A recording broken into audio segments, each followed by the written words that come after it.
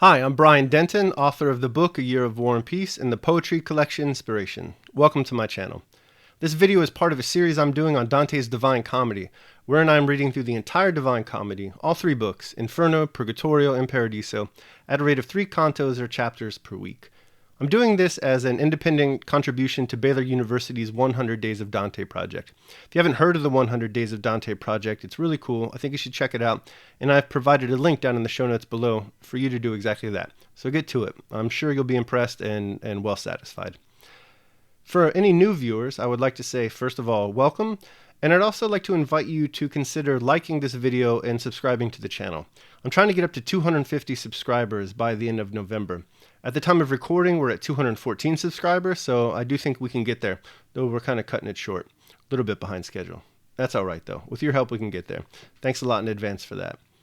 And then just a few quick notes on the organization for any new viewers. These videos have an introduction, which is what we're doing now. This will be followed by a synopsis of the canto, wherein I will cover the basic plot and action of the canto. That section will be followed by a characters and themes section, where, oddly, I will discuss the characters and the themes. After that will be a takeaway section. This is where I offer my own personal thoughts on the canto and how we can use the canto to live better lives ourselves. After that, I'll wrap things up with an outro, and then we'll go wherever the YouTube algorithm takes us. So let's jump right into it then. Today's canto is Canto 29.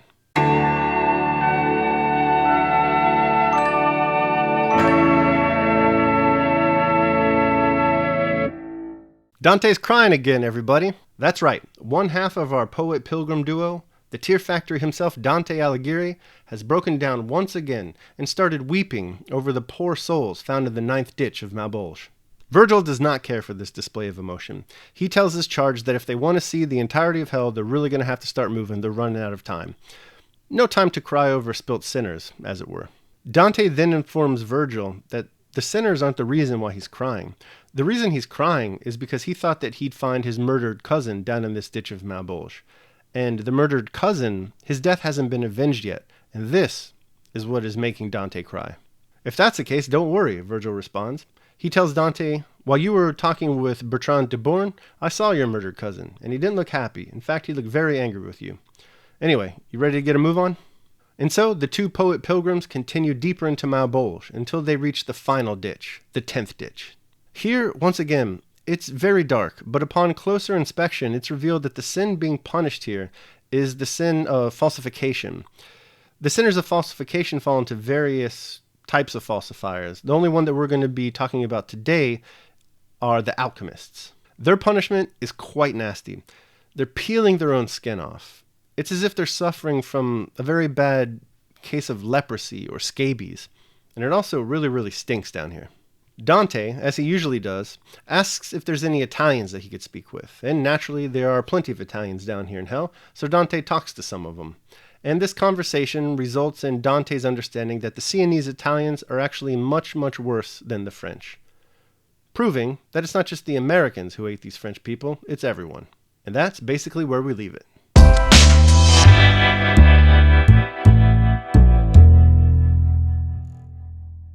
There are two things I think it is important to discuss in terms of characters and themes in today's canto. The first is the 10th ditch of Mabolge itself. We're only introduced to it here. We don't really get a good view of it, but it's important to consider it especially in relationship to its place in Mabolge, and also what it says about Dante's theology of sin. Then I think it's also worth talking about the character of Dante the Pilgrim himself. This canto may complicate our thinking about this character, particularly as it pertains to his murdered cousin. So let's get right into it then. Let's talk about those two subjects. Okay, so what is it about this ditch? What's important about it, and what does it have to say about Dante's theology of sin? First of all, note that this, the 10th ditch of Mabolge, is the final ditch of Mabolge. So we can say with some amount of confidence that it punishes one of the worst types of sins of fraud. We can say this not only because it's the final ditch of Mabolge, Dante saving the best for last, so to speak, but also it's actually one of the most disgusting punishments involved in the entire poem. We only get a taste of the disgusting nature of this ditch of Mabolge in today's canto, but trust me, Over the course of the next few cantos, we're really going to understand how disgusting it truly is. I mean, it's nasty. It's absolutely pestilential. It reeks of putrescine and cadaverine. Nasty stuff. Walking through here is like playing dodgeball with durian fruit. Assuming the falsifiers are among the worst or the lowest form of sinners in Malbolge, isn't it curious that Dante considers them worse than, say, the sinners of Simony, those who corrupted the church? And speaking of Simony, you'd expect a Catholic like Dante to place them under or to make them worse than those who just engaged in public corruption, corruption of political offices. But that's not the case. Remember that those sinners who engaged in public corruption are even lower than the sinners who engaged in corruption of the church. And further, the hypocrites are in a better place of hell than the falsifiers. Hypocrites, remember, are the people who are responsible for crucifying Christ.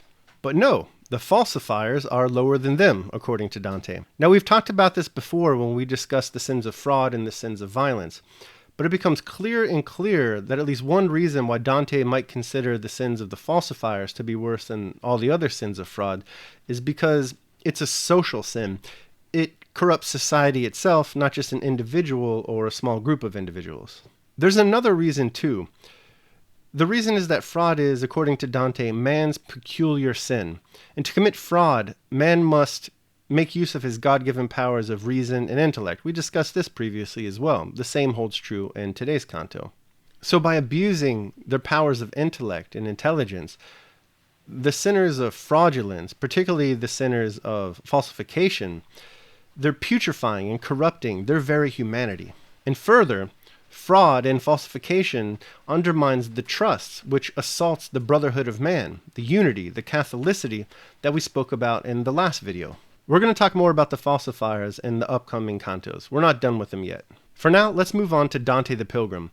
What's up with him in this canto? I'm talking in particular of the little pause he takes at the beginning of it to consider his dead cousin. To understand what's really going on here, you're going to have to understand the concept of vendetta and what that meant in medieval Italian society. But first know that Dante's cousin, the one down in the ninth ditch of Malbolge that he wanted to talk to, had been murdered, and that his murder has not been avenged yet. Here's what Henry Edward Napier has to say about the concept of vendetta and his Florentine history as reported in Longfellow's commentary on the Inferno.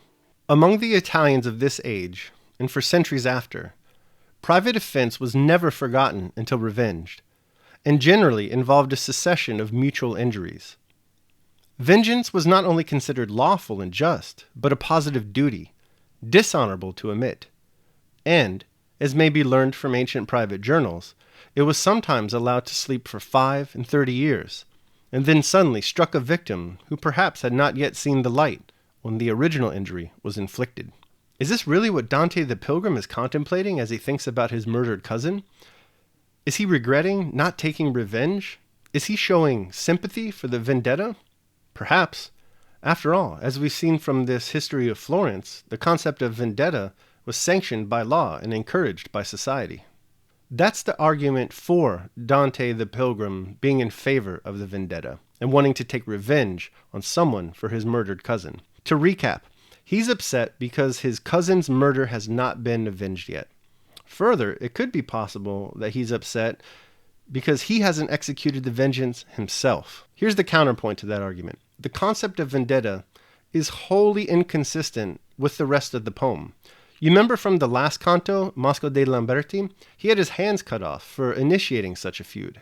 Then there was Guy de Montfort back in the River of Blood, who is submerged there for all of eternity because he avenged his father's death by committing murder. So perhaps the pity that Dante the Pilgrim shows at the opening of today's canto is more a result of him being sorry that this concept of vendetta is so culturally entrenched in his society while being prohibited by his Catholic faith. What do you think?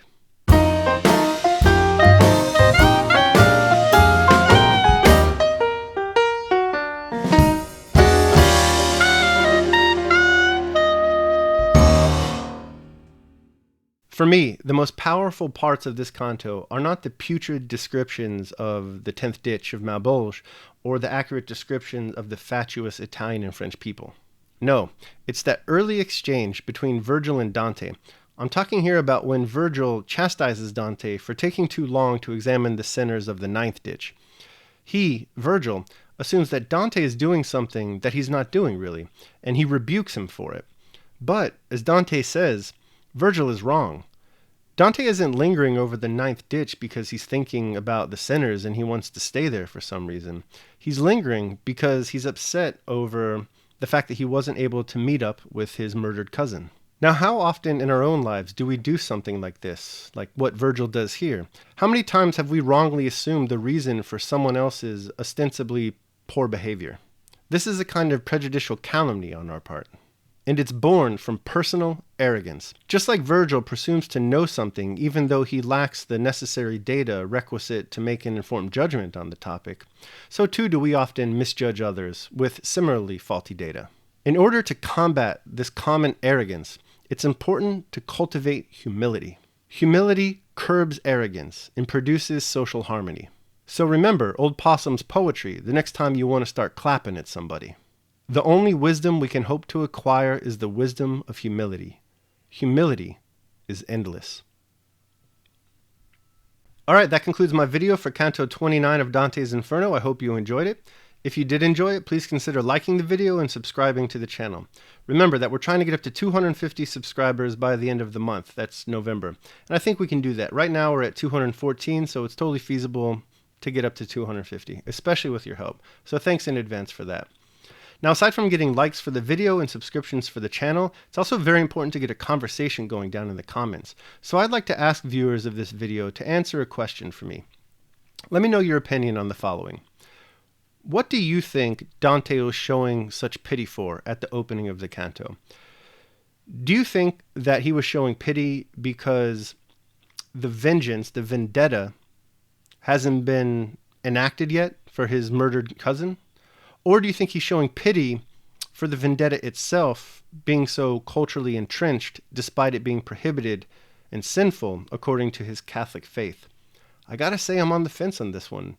We see throughout history and even up into the present day that there are cultural practices that are maintained which are clearly at odds with religious doctrine. I'm not just talking about Christianity, I'm talking about many, many, many religions. This could just be, the hypocrisy of mankind, who knows? But nonetheless, it does occur. And I don't think that Dante, the poet or the pilgrim, would be exempt from this phenomenon. But let me know what you think. I'm just a fence sitter. Don't listen to me.